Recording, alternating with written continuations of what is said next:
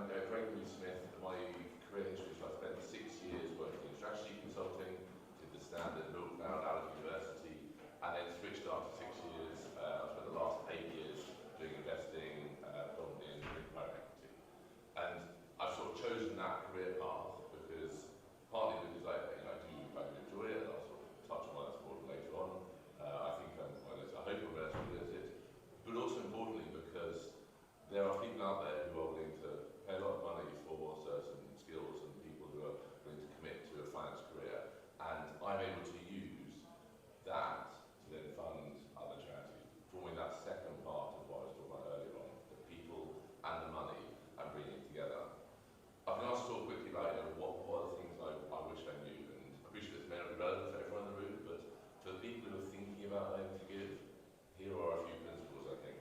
Firstly, trust in the Lord to provide.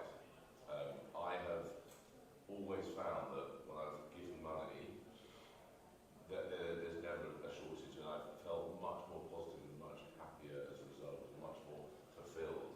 And for me, actually, it gives my work a real purpose. And I think everyone deep down inside believes that.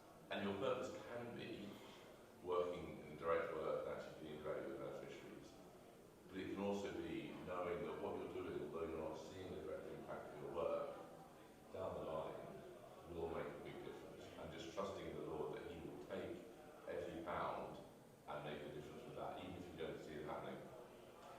I think secondly, where you give really matters.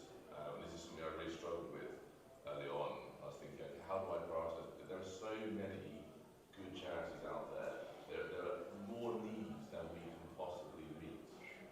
And that means we have to prioritise. And how do we do that? And for a while I sort of felt almost like struggling under the weight of that responsibility.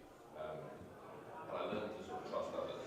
So there are a number of people in the CFI community, in the EF Christians community who can help with this.